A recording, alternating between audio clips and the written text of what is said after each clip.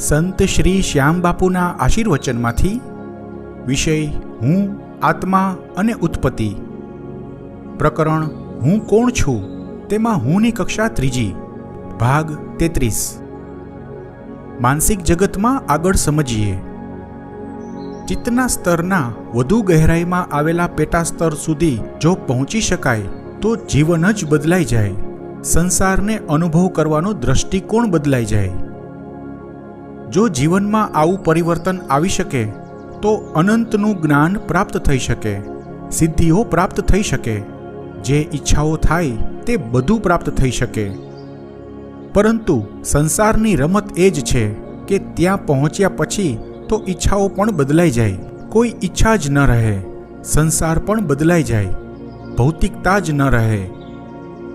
માણસ પાસે જે ચીજ ન હોય તે મેળવવાની ઈચ્છા વધારે હોય છે. જેમ કે કોઈ ગરીબ કે સાધારણ માણસને રેકડી પાસે ઊભા રહી ભેળ પાણીપુરી ખાવાની ઈચ્છા બહુ થાય, અને જે રેકડીવાળાનું નામ થઈ ગયું હોય ત્યાં તો ભીડ પણ બહુ હોય, જલ્દી વારો ન આવે. ત્યારે એ સાધારણ માણસને મનમાં એમ થાય કે જો હું પૈસાદાર હોઉં તો મોટરમાં બેસી ભેળ પાણીપુરી ખાવા આવું, બધાની વચ્ચે રોફ જમાવું.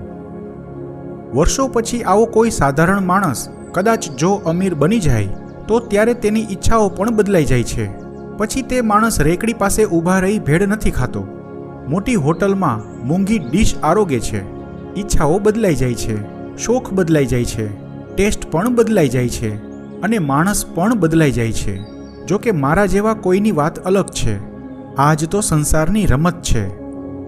જ્યારે જેની ઈચ્છા હોય ત્યારે તે મળતું નથી, અને જ્યારે તે મળે છે ત્યારે તેની ઈચ્છા રહેતી નથી. જો કે આવી ઘટનાઓ દરેકના જીવનમાં બનતી નથી હોતી. એક શેરી, એક શહેર, એક મકાન અને એક જિંદગી, આ રીતે સ્થિર જિંદગી જીવનારા લોકોને કોઈ ફરક પડતો નથી. પરિવર્તનહીન જિંદગી. અથવા તો કોઈ નાકામયાબ માણસ કામયાબી ઝંખતો ગામે ગામ ફરતો રહે છે અને જે મળે તેનાથી ચલાવી લેતા શીખી જાય છે. નિષ્ફળતાની થપાટે તેની ઈચ્છાઓને જ ગુંગળાવી નાખી હોય છે. આવા માણસની જિંદગીમાં બદલાવ તો બહુ આવ્યા, પરંતુ જિંદગીમાં પરિવર્તન ન થયું. મજબૂરીથી સ્વીકૃતિ આવી.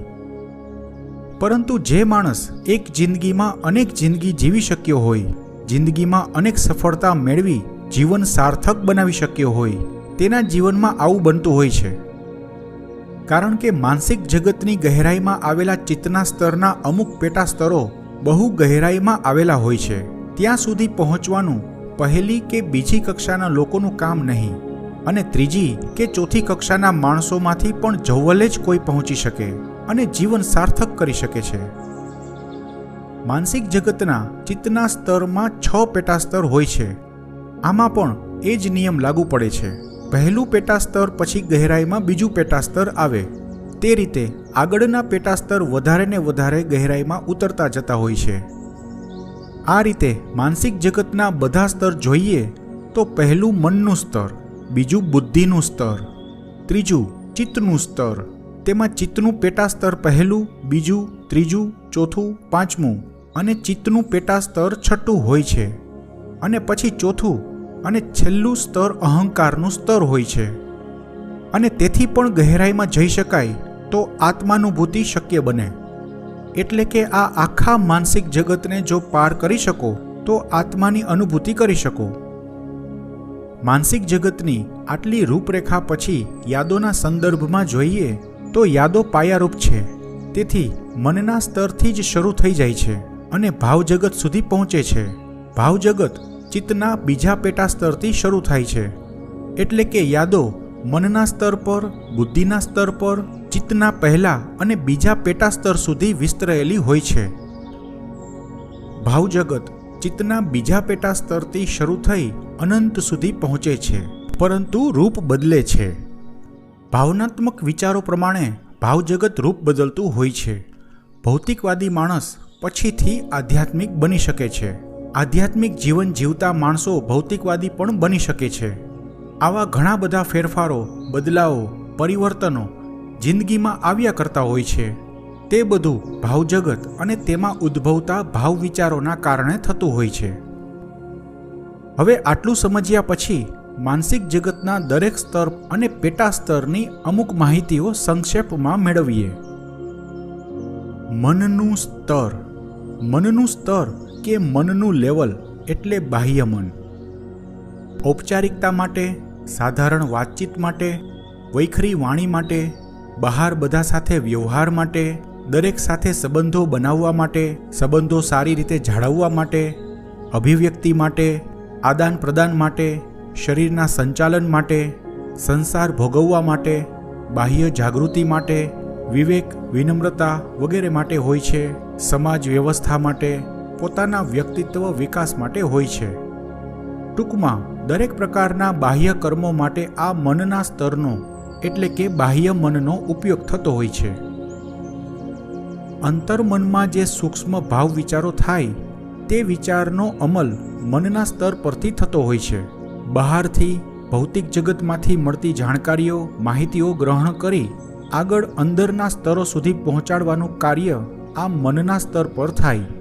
એક રીતે જોઈએ તો મનનું સ્તર એ બાહ્ય જગત અને અંતર જગત વચ્ચે સંબંધ બાંધવાનું કાર્ય કરે છે. પરંતુ મનના સ્તરનું મહત્વનું કાર્ય તો ફિલ્ટર કરવાનું હોય છે. અંતર્મનમાં ઉદ્ભવતા ભાવ વિચારોને બહારની દુનિયા સાથે વ્યવહારમાં કઈ રીતે લાવવા, ભાવ વિચારો વ્યવહારિક છે કે નહીં, વ્યાજબી છે કે નહીં વગેરે.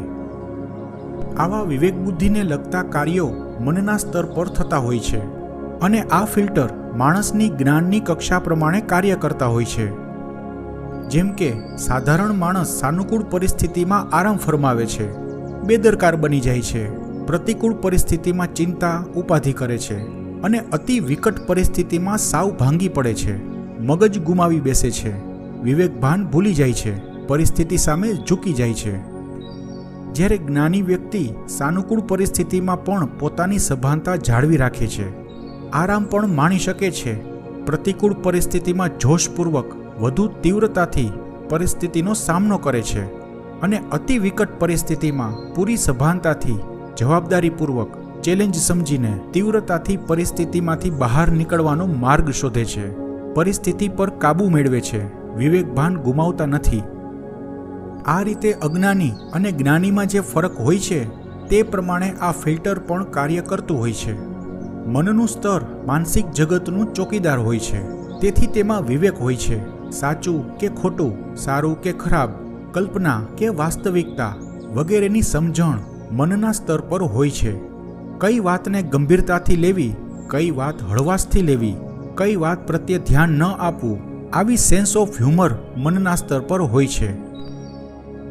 પરંતુ અંતર્મન પાસે આવી સમજણ નથી હોતી. એટલે કે ચિત્તના સ્તરમાં જેમ જેમ ગહેરાઈમાં જતા જઈએ તેમ તેમ મનના સ્તરથી દૂર થતા જઈએ, બાહ્ય જગતથી દૂર થતા જઈએ, ભૌતિક સંસારથી પણ દૂર થતા જઈએ. અંતર્મનને ખોટું બોલતા આવડતું નથી, તે કરામત બાહ્ય મન પાસે હોય છે. તેથી જે માણસને જૂઠું બોલવાની આદત હોય તે ચિત્તના ગહેરાઈમાં આવેલા પેટા સ્તર સુધી પહોંચી નથી શકતા. જૂઠું બોલવાના તો ઘણા પ્રકારો હોય છે, ઘણા કારણો હોય છે, તેમાંથી બહુ થોડા કારણો વ્યાજબી હોઈ શકે છે. તો જૂઠું વર્તન કે વ્યવહાર પણ હોય છે. આળસ, ઠેલણ વૃત્તિ, કામ ટાળવાની વૃત્તિ વગેરે ખોટા વર્તન કહેવાય. વિચારે છે અલગ અને કરે છે અલગ. આ વિષય પર લાંબી વાત નથી કરવી, પરંતુ અમુક માણસોને એમ સમજો કે જૂઠું બોલવાની આદત હોય છે. વાત વાતમાં જૂઠું, નાની નાની બાબતમાં જૂઠું બોલતા હોય છે, અકારણ જૂઠું બોલતા હોય છે, પોતાની નાની ન ગણ્ય સગવડતા સાચવવા જૂઠું બોલતા હોય છે, સહાનુભૂતિ મેળવવા જૂઠું બોલતા હોય છે, પોતાની નબળાઈ છુપાવવા જૂઠું બોલતા હોય છે. તે રીતે જૂઠું વર્તન, વ્યવહાર પણ હોય છે. આવા માણસો પહેલી કે બીજી કક્ષાના જ વધારે હોય છે, અમુક ત્રીજી કે ચોથી કક્ષાના પણ હોઈ શકે છે. આવા બધા માણસો ક્યારેય સ્વૈચ્છિક રીતે ચિત્તના સ્તર પર પહોંચી નથી શકતા.